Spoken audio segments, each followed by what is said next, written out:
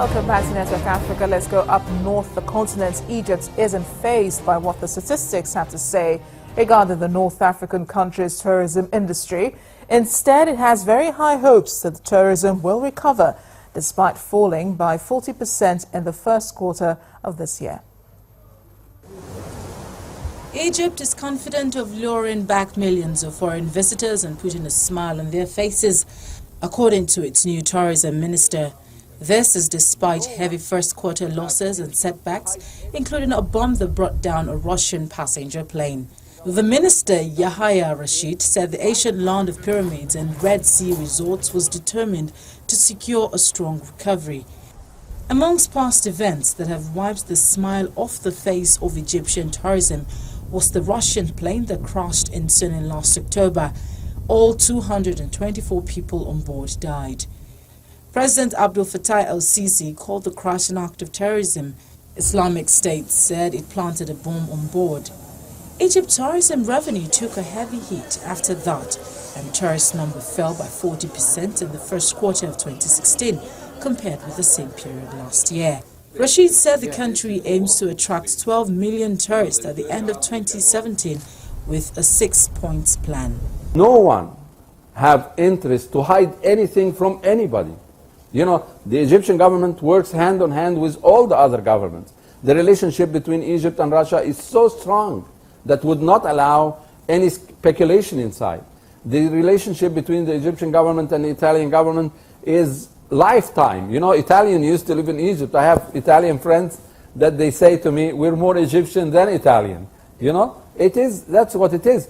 I want to get that smile that you're smiling into the faces of everybody. The torture of Italian graduate student Giulio Regina, whose body was dumped on the side of a road in February, has also hurt Egypt's image.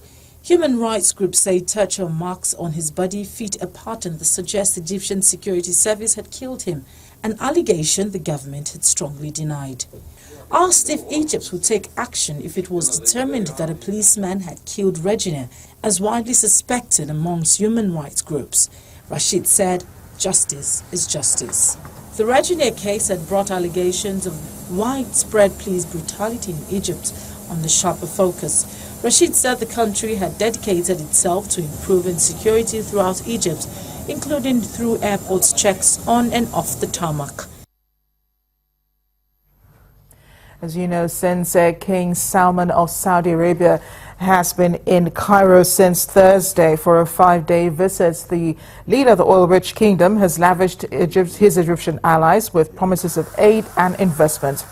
Based on local reports, Egypt is so thrilled with the outcome of the visit that President al-Sisi opted to show his appreciation by gifting the Saudi monarch 2 islands in a strategic corner of the Red Sea. The announcement elicited vivid protests from Egyptians who have for decades considered the islands to be part of Egypt. A protest also set off a debate over whether President Abdel Fattah el-Sisi made a humiliating concession to a wealthy ally. Well, 2 islands is no joke. The Voice of America's Edward Uranian joins us now from Cairo to tell us more about this really generous gift, Edward. I mean, how more generous could President al-Sisi be to the Saudi king? 2 islands. Why? Well, he could have been more generous. He could have sent Egyptian troops to Yemen. I think that's what the Saudi monarch would really like. The Egyptian military is opposed to that. And Egypt lost a lot of men back in the 1960s fighting in Yemen. So I think that's perhaps a concession. But at the same time, you have to understand that the Saudis are building a bridge from their peninsula to the Sinai, and this bridge is supposed to go over those islands. So I suppose as a gesture with respect to the funding for that bridge and the mere idea that the Saudis are going to link themselves with Egypt more closely, giving the islands to Saudi Arabia is sort of a gesture in that sense. And historically, really, there's no complete sense that those islands actually belong to Egypt, other than Saudi Arabia gave them to Egypt back in 1950, according to the historical records, and it's not clear whether they gave them to keep or whether they gave them just to protect. So a lot of unclear things here, and a lot of people using this for political motivations in one direction or the other. Well, the King's visit ends today. What else has been discussed during his 5-day visit to Egypt, apart from the bridge that will be ready in the next 5 years or so, plus the gift of the islands? What more did both leaders talk about? Well, the speculation, and I say speculation not immediately in the Arab media, but the speculation over the months is that Saudi Arabia has been trying to get Egypt to repair its ties with Turkey. Turkey has supported the Muslim Brotherhood. The Muslim Brotherhood is now outlawed in Egypt. Saudi Arabia sees Turkey as part of its Islamic alliance, Islamic coalition to fight against terrorism. And Egypt is notably loath to do that, given the history of this battle between the government and the Muslim Brotherhood, which is still going on.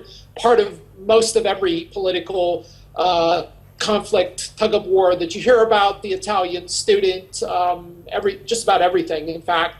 But other than that, on the surface of it, the economic agreements, the Saudi-owned Arabia TV was saying that they signed $16 billion worth of agreements, 60 million Saudi Rial, or 60 billion Saudi Rials in agreements.